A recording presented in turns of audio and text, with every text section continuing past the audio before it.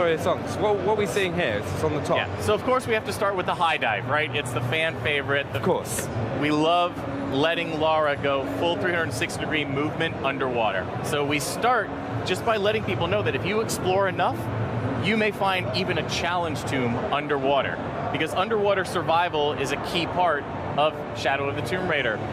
Rise of the Tomb Raider, you were just paddling around the surface, you could submerge just a little bit. Now this is full-on claustrophobic, manage your oxygen.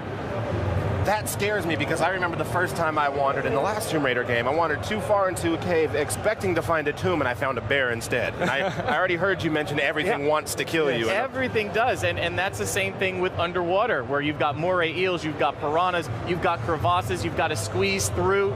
Lara doesn't have an oxygen tank, so again, you don't know what's waiting on the other side. It might just be your death. That's kind of terrifying.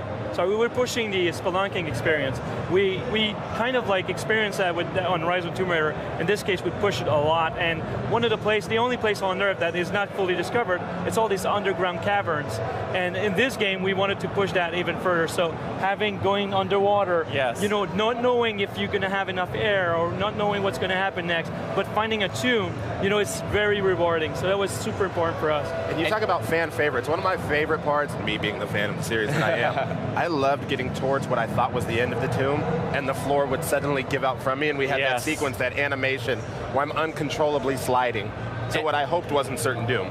We're absolutely delivering even bigger challenge tombs, so I think you're going to like that, because before, the challenge tombs were great little, you know, smaller areas, but now the crypts are as big as what the challenge tombs used to be in Rise of the Tomb Raider, and now the challenge tombs are as big as the regular tombs. Also, what are we starting to see here, because we're coming up to the end of the gameplay kit? Right, so right now, what you're seeing is another example of all the pieces that Lara has to interact with actually being dangerous as well. You saw that she cut her arm on one of the inactive traps. That's to let you know that those obsidian blades are still going to kill you. So of course there are traps in the tombs, but there are also just puzzle pieces that if you fail to interact with them correctly, will kill you.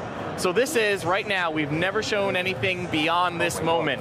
So this is the first time that you're going to get to see how you have to interact with the different puzzle elements of the Warrior's Trial. And you can see that this is filled with spinning contraptions, blades, flames, everything trying to stop Lara from reaching the secret.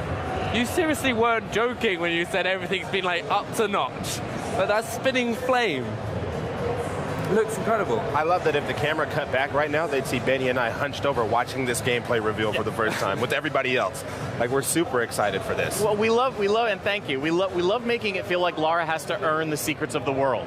You know, if you think about Shadow of the Tomb Raider, just like every other game in the Tomb Raider series, it is always about the world being a character that is pushing against Lara to protect its secrets. And so if Lara's at the height of her skills, the world pushes back harder than ever. So things like this challenge tomb are there to protect the skills that you unlock by reaching the center. I'm excited. I know Benny's certainly excited. I want to thank you both so much for joining us. Just